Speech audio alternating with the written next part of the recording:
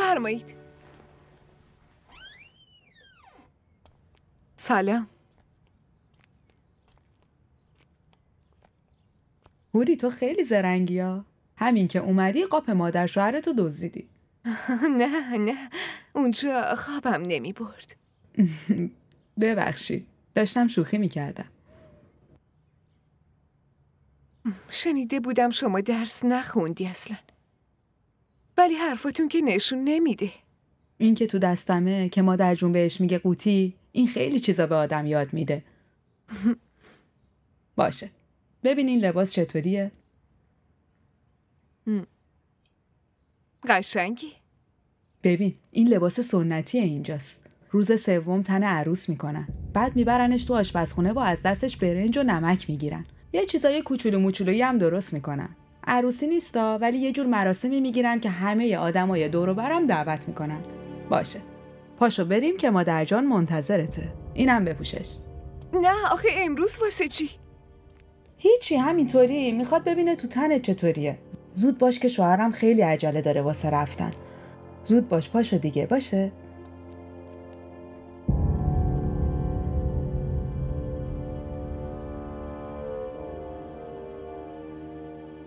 مادر جان اینو ببین چقدر قشنگه.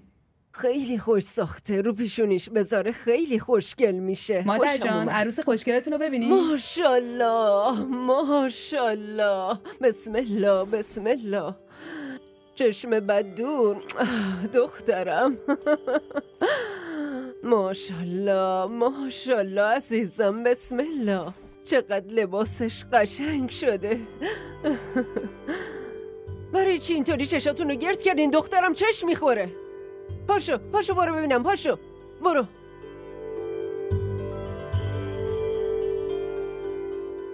بیا برو بیرون صدقه بده. برو برو.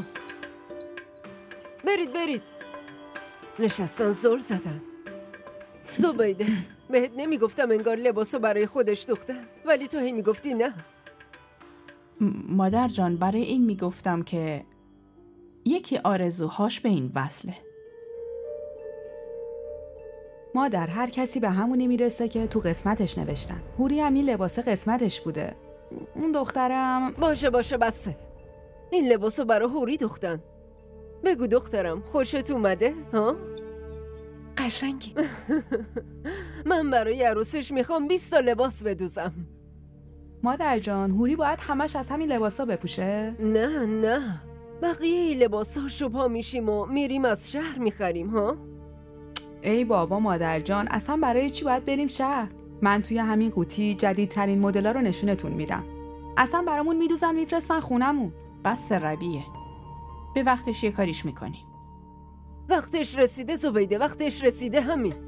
اما مادر جان ما بهشون گفتیم 2 سال تا وقتی که درسشون تموم بشه. 2 سال؟ بعد اگه من مردم چی؟ نمیتونم منتظر تموم شدن درسشون بشم. مادر جان این حرفا چیه؟ شما باید عروسیشون رو ببینی. آره عروسیشون رو میبینم. اصلا الان عقدشونم میخونیم.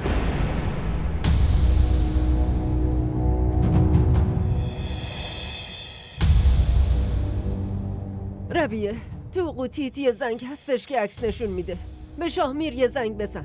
منم الان عاقدو صدا میکنم بیاد عقدشون رو بخونه. به چی نگاه میکنی؟ به شاهمیر زنگ بزن. مادر جان برای چی یه دفعه دارین همچین کاری میکنین؟ شماها رسم و رسوماتتون رو بعدن بگیرید. من میخوام به آرزوی قلبیم برسم. مادر جان الان مادر پدرش هم اینجا نیستن، مگه میشه؟ خب که چی؟ قیصر که یه قوطی دیگه داره، اونا رو هم تو اون بیار. ربیه پاشو برو قیصر رو صدا کن. این مادر جان چی داره میگه؟ برو دیگه. چی فکر کردی؟ پسرت جلومو میگیره؟ هوری چرا از این میپرسی؟ این خودش هم دلش میخواد، وگرنه کدوم دختری همینطوری میاد خونه فامیل شوهر؟ مادر جان مردم چی میگه؟ فامیلمون چی میگه؟ دختر آوردن خونه و عقد کردن. بقیه رو ول کن. ما خودمون دلمون میخواد کارمونم میکنیم. قیصر ببین مادر جان چی داره میگه. چی شده؟ میخواد حوری رو عقد کنه الان. مادر جان، من دیگه طاقت ندارم.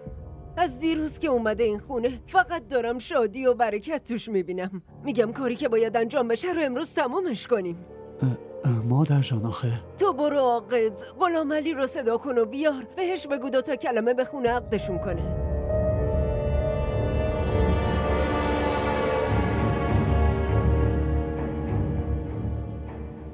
برو دیگه، وایسادی چی رو نگاه میکنی؟ میری یا خودم پاشم برم؟ مادر جان شما اول ببینی شامیر الان کجاست، داره چیکار میکنه، اصلا میتونه آنلاین بشه؟ باشه بهش زنگ بزن. بعدم بگو مادر جان داره نفسهای آخرشو میکشه، میخواد باهات حرف بزنه. زنگ بزن دیگه. چرا وایسادی منو نگاه میکنی؟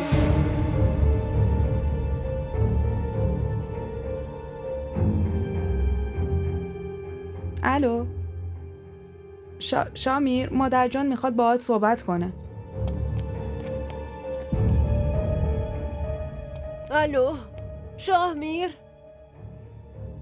چی کار میکردی؟ باشه یه کاری کن، وضو بگیر و بشین. یه کاری دارم دیگه، همین که بهت میگم انجام بده. پا نشی بریا، اون وقت دیگه من میدونم با تو. وضو بگیر و بشین، الان دوباره بهت زنگ میزنم. آره باشه، خداحافظ. اینو ببندش. بیا قیصر، میری عاقدو بیاری یا اینکه خودم پاشم برم ها؟ نه الان میرم.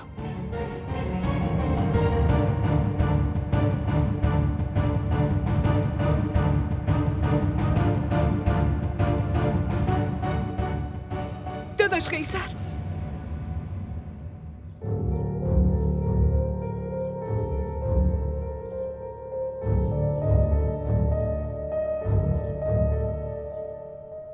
من نمیتونم عقد کنم.